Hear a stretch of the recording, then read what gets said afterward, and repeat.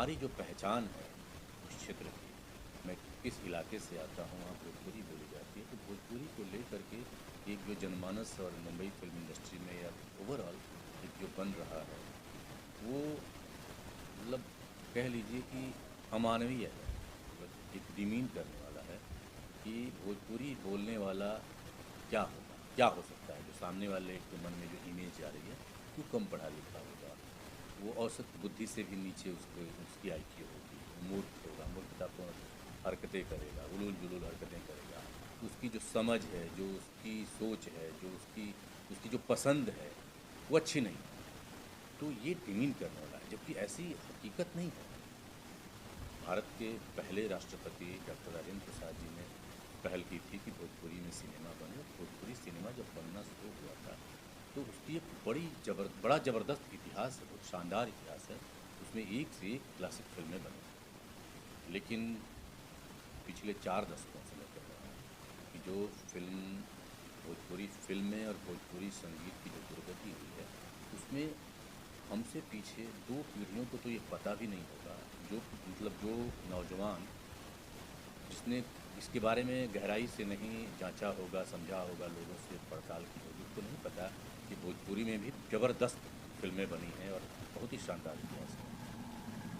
तो अब जो दौड़ है भोजपुरी में, वो दौड़ ये हो गई है कि भोजपुरी में अगर आपको व्यावसायिक हित साधना है, तो उसमें आप उलूल-जुलूल हरकतें, बेवकूफ़ी की कहानियाँ, या कह लीजिए कि फूहड़ कौन होगा, कौन बेसिर पैर की बातें ज़्यादा करेगा। दो अर्थी संवाद से भी अब नीचे गिरे हैं हम लोग एक पायदान में। अब दो अर्थी नहीं, सिर्फ एक ही अर्थ है, और वो अर्थ इतना घिनौना है, इतना गंदा है, इतना फूहड़ है कि कोई भी समझदार व्यक्ति उस गीत को न तो घर में बजाना चाहेगा, न सुनना चाहेगा, न उस तरह की फ़िल्म की चर्चा ही करना चाहेगा। तो क्या ये स्थिति ऐसे ही लगातार चलती रहेगी या इसको कोई बदलेगा? अब हम लोग तो देख रहे हैं कि बहुत सारे लोग, लंबी फहरिस्त है, जो इस इलाके से, इस समाज से, इस पृष्ठभूमि से लोग आते हैं और अच्छे कलाकार हैं, अच्छा नाम है, उनकी हैसियत अच्छी है, लेकिन प्रयोग कोई नहीं कर रहा है। कई सारे फिल्मकार हैं जिनसे मेरी व्यक्तिगत बातचीत हुई। अभी आपकी कौन सी माने वाली है? अभी की जो फ़िल्म है जिसकी चर्चा करने के लिए हम लोग बैठे हैं, फ़िल्म का टाइटल है कवन कसम। फ़िल्म की कथा जो है भोजपुरी क्षेत्र के संदर्भों से निकली कथा है। दो परिवारों की दोस्ती की कहानी है, दो परिवार आपस में रिश्ते में बंधना चाहते हैं, लेकिन कुछ स्थितियां ऐसी होती हैं कि दोनों परिवार एक दूसरे के घनघोर दुश्मन हो जाते हैं, एक दूसरे के पारिवारिक सदस्यों को मरने मारने पे आमादा हो जाते हैं। लेकिन फिर स्थितियाँ, कहानी डेवलप होती है और उनको पता चलता है कि जिस बात को लेकर के ये पूरा वितंडा, पूरा ये महाभारत खड़ा हुआ रचा गया है, उसकी तो वजह ही कुछ नहीं है।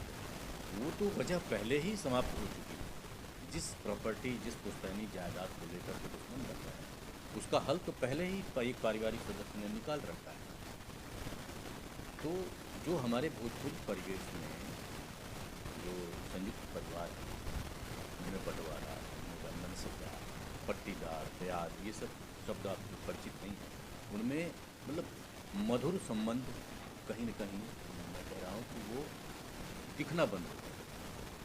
बहुत तेज़ी से वैमनस्यता बढ़ रही है। जो परिवार गाँव में या जो समाज था, आपस में बैठ कर के लोग चर्चा करते थे सामने, दरवाजे पे 10 लोग, 15 लोग, 20 लोग बैठ के आपस में बातें करते थे। हर दरवाजे पे सिंगल व्यक्ति, अकेला कोई व्यक्ति बैठा हुआ नजर नहीं आता। शहरों में पलायन ने इस व्यथा को और गहरा कर दिया। लोग कम हैं, अविश्वास एक दूसरे पे हो रहा है। तो समाज में जो संस्कृति है, जो कल्चर है, उसके जरिए जुड़ाव होता है ना। लेकिन उस संस्कृति की जगह पे अपसंस्कृति आएगी और मोबाइल फ़ोन के जरिए वही सारा काम करके मन पे असर करता है, मन को विषैला बनाता है। समाज को अगर आपको सही दिशा देनी है, तो आपको इस संस्कृति के क्षेत्र में आपको सार्थक हस्तक्षेप करना पड़ेगा।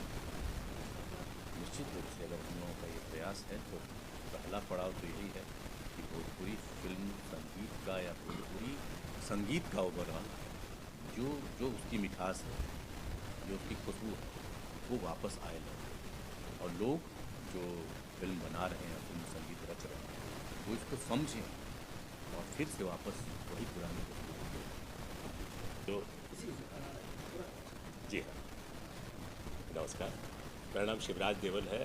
मैं मुंबई में कार्यरत हूँ। मुंबई में फिल्म लाइन में काम करता हूँ।